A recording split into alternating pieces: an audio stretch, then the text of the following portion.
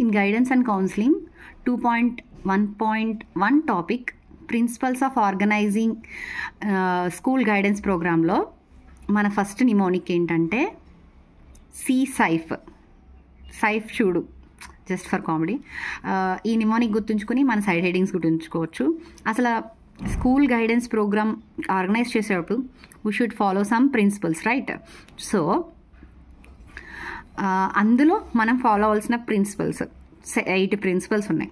So అందులో first కాంప్రహెన్సివ్నెస్.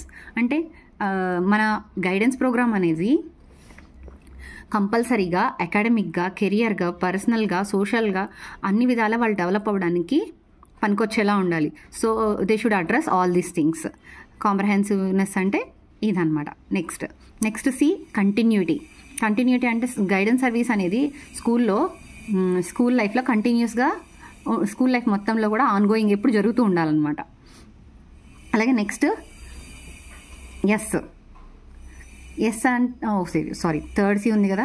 Third C వచ్చేటప్పటికి collaboration.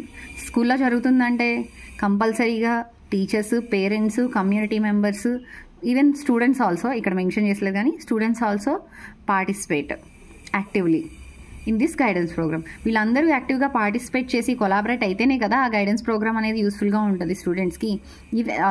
Why I added the students means if they are not interest willing the take the guidance or counselling, how can it will be fulfil, right? Okay, next 3 C's complete అయిపోయినాయి కదా. S is systematic and planned. Systematic and plan అంటే ఏ పనైనా సరే ఒక సిస్టమాటిక్గా plan చేసుకుని స్ట్రక్చర్డ్గా, ఆర్గనైజ్డ్గా చేయలేదనుకో, it not went well, right? So అంతేకాకుండా గోల్ ఓరియంటేషన్తో ఉండాలి.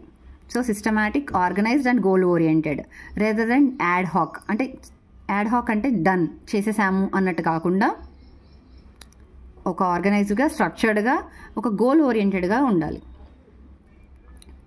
నెక్స్ట్ ఏ మీన్స్ యాక్సెసిబిలిటీ.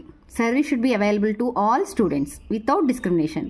అంటే ఏదో కొంతమంది స్టూడెంట్స్, ఫేవరబుల్ స్టూడెంట్స్ కానీ లేదా ఓన్లీ డల్ స్టూడెంట్స్ కానీ వాళ్ళ వరకు మాత్రమే కాకుండా ఫుల్ ఓవరాల్ స్టూడెంట్స్కి హెల్ప్ఫుల్గా ఉండాలి. పర్టికులర్గా వీళ్ళ వరకు వాళ్ళ వరకు అని కాకుండా గ్రూప్ సాగ్రిగేట్ చేయకుండా, స్ట్రాటిఫై చేయకుండా మొత్తం అందరికీ కూడా గైడెన్స్ అనేది అవైలబుల్గా ఉండాలి.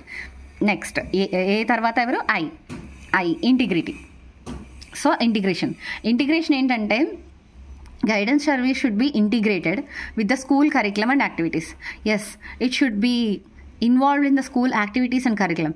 Otherwise, if you take this as a separate thing, only ఒక రోజు ఇందాక యాడ్ హాక్ చెప్పాను కదా, ఏదో చేసామన్నట్టుంటుంది.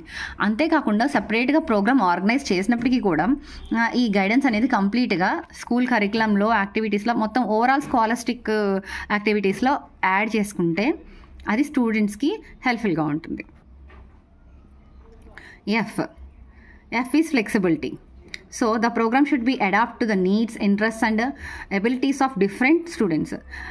అందరు స్టూడెంట్స్ సేమ్గా ఉండరు, ఒక్కొక్క స్టూడెంట్ డిఫరెంట్గా ఉంటాడు. So every student needs, interest, abilities అందరికీ ఫ్లెక్సిబుల్గా, అడాప్టబుల్గా ఉంటే ఆ ప్రోగ్రామ్ అనేది సక్సెస్ఫుల్ అవుతుంది. So if you follow this principles we will fulfil the programme intention. Okay, thank you. This is the 2.1.1 topic. Please like, share and subscribe my channel.